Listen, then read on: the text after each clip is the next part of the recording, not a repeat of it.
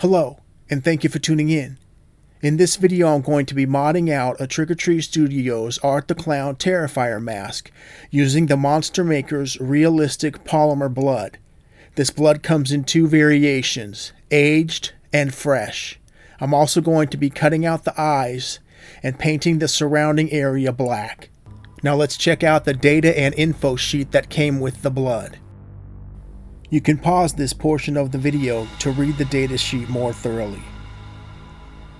Okay, so what I'm doing right here is cutting out the eyes, being sure to leave the pink portion of the inside of the eyelids intact. We're going to be painting that black in just a second here. Now I'm taking some Justin Mabry's Mabry Monsters Night Shades Rubber Mask Paint, Black Sabbath, and painting in that pink and white portion of the inner eye black.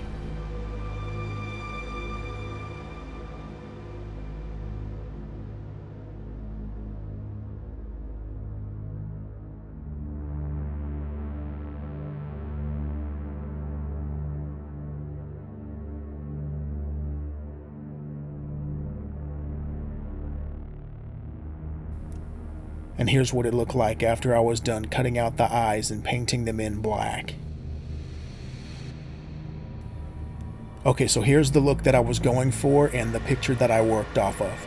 Lots of blood on the right hand side of the head, dripping from underneath the hood, lots of blood spatter everywhere, and drips coming out of the mouth. And here I am using an artist sponge and dabbing on my first coat of the fresh variation of the blood. And here I'm grabbing the aged version of the blood, pouring some into a small container, cutting off a little piece of my artist sponge, and then going in with some of the aged. Now once I started using the aged variation of the blood, I absolutely fell in love with it.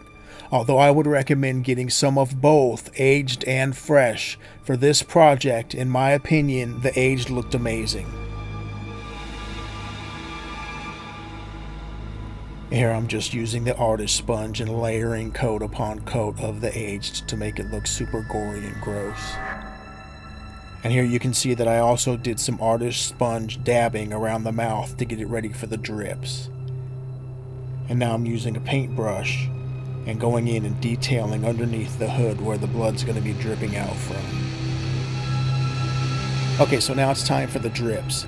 I used one of these bulbs that you suck paint up into, got out a little bit of my aged variation in a small container, sucked a little bit up into the bulb, and then dripped it throughout the mask.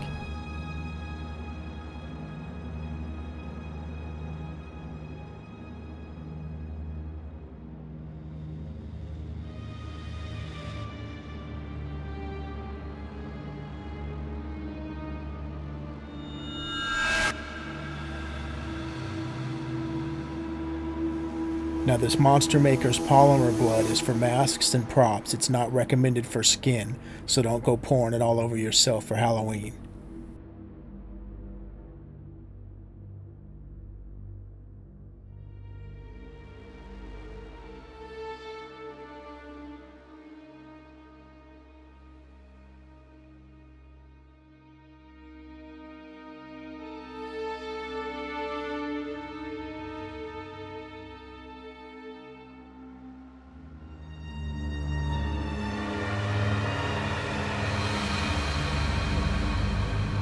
And now it was time for the blood spatter.